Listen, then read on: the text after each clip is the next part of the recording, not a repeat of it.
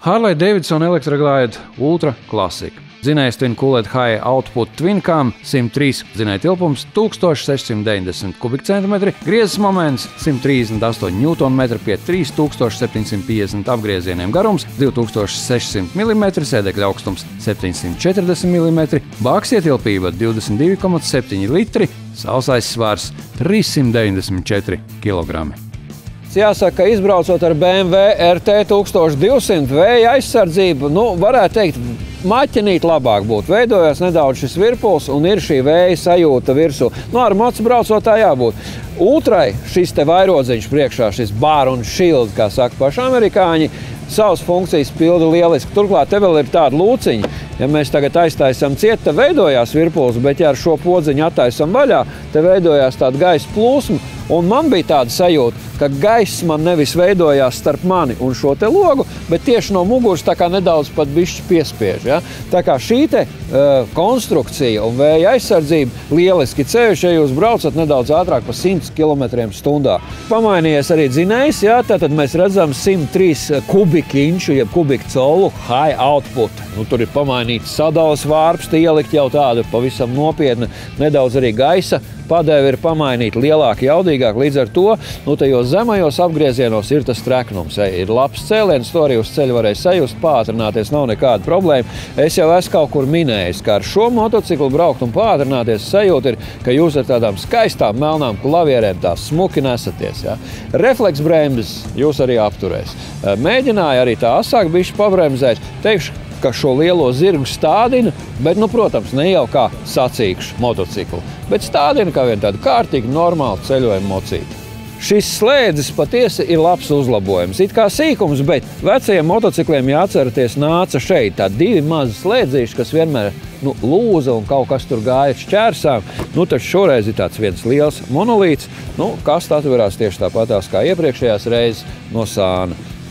Skaisti izšūti, varam salikt iekšā divus ķivers, dokumentus un aiztaisīt ar šādu te lielu, kārtīgi stabilu slēdzi.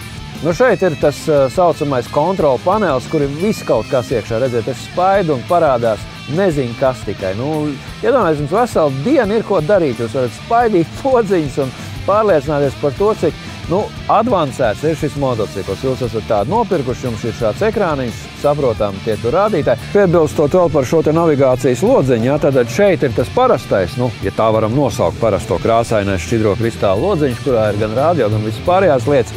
Bet ir tāda papildus opcija, ka mēs dabunam lielāku, un tad tur jau ir iekšā integrēta tā lielā smukā navigācija, kur ražo Garmins, un kur neskāpēc sauc par Harley Davidson. Bet mēs zinām, ka pasaulē ir tikai tādi divi lieli ražotāji. Viens no tiem ir Garmins, otrs ir TomToms.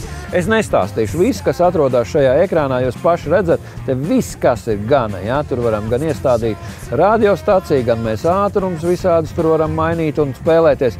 Godīgi sakot, braucot, jums to visu nevajag. Bet varbūt arī vajag. Bet noteikti jums vajag vienu normālu, es neteikšu džeku, ja tagad jau viss maida par to Eirovīzijas bārdaino meiteni, ja? Tad jums vajag normālu meiteni aizbraukt. Bet Nils mums tagad testē otro sēdekli, tad to, kā ir faktiski lielākā problēma, jo parasti motocikliem ir tas, ja mēs kādu paņemam līdzi, kā šis cilvēks jūtās garākā ceļa gabalā. Taisnība, jā, zinu, tas ir liels retums, kad nākas sēdēt aizmugurē. Mēs šeit stāvot apsēdos aizmugurē. Pirmais, es redzu, ka šim modelim ir parūpējušies laikam saistībā ar cilvēces pieaugumu. Šis ērtāks, platāks drīzāk šis sēdeklis. Bet tas vienīgais, kas varbūt, es nezinu, šeit šobrīd stāvot, man liekas, ka ir neliels kritums, tā kā varbūt slīdēšana uz leju. Bet katrā ziņā, ērts it kā ir vienīgais, saka tāds sajūta, ka tā atspieties pret muguru, kā slīd lejā, es nezinu, vai netraucēs beig galā tam, kas brauc priekšā pie stūras. Tāds lielā mērā motocikls, ar ko viņš varbūt atšķirs ļoti no iepriekšējiem visiem elektroglaidiem, klasikām, ar to, ka viņam pazudis robusts ir. Viņam ir līnijas plūdošākas uztaisīts. Interesants ir šī te kasta, tu jau pieminēji aizmugurē, ja?